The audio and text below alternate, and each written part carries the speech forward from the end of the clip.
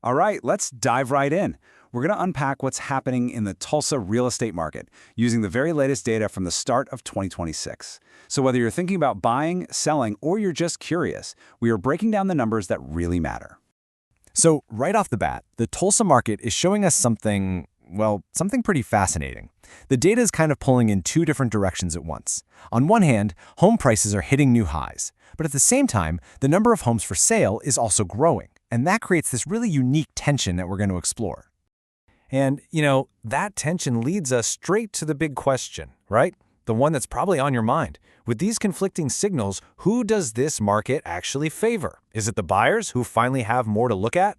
Or is it the sellers who are getting top dollar? We're going to dig into the numbers and find out. Okay, first up, let's get our bearings and just look at the big picture. These are the core numbers that are really defining the market as we kick off the year. Check this out.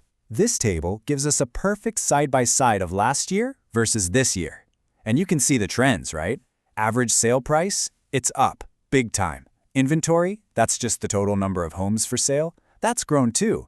And homes are sitting on the market just a little bit longer. So let's unpack what each of these really means, starting with the one everyone watches first, the price. Let's start with the money. Home values in Tulsa have seen some serious upward momentum over the last 12 months.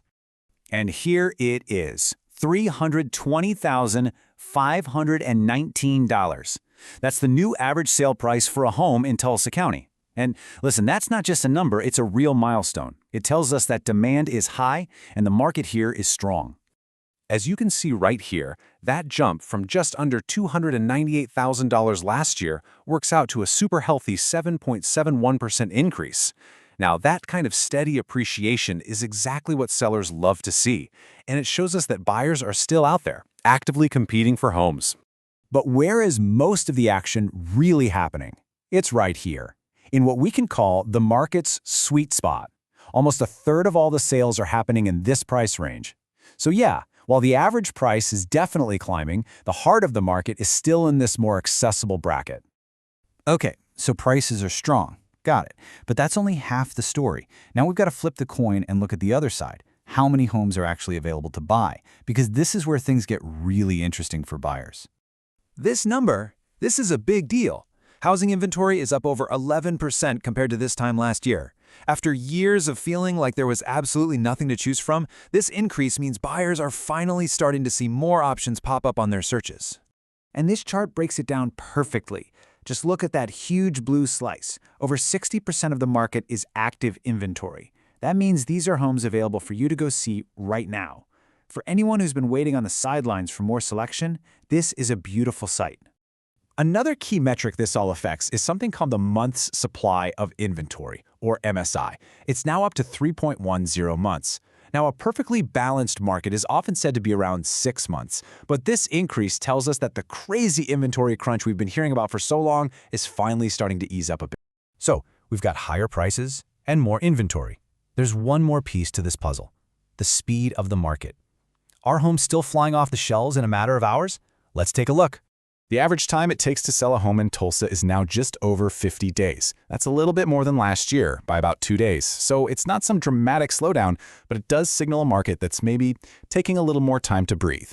But, and this is really important, a slightly slower pace doesn't mean sellers are losing ground. This quote is absolutely crucial. Sellers are still getting, on average, almost 98% of what they originally asked for.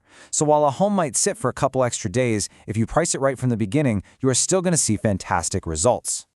Okay, we've looked at price, we've looked at inventory, and we've looked at the pace. Let's bring it all together and finally answer that question from the beginning: what does this actually mean for you? So here's the bottom line. For buyers, the good news is you have more choices, but the catch is they come at a higher price. For sellers, prices are strong, for sure. But with the market slowing just a tad, pricing your home correctly from day one is more important than ever.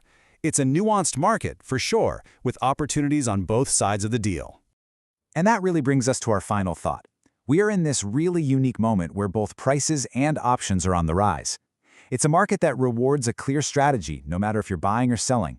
So, knowing all this, the only question left is the one right there on your screen. In a market that's this full of opportunity, what's holding you back?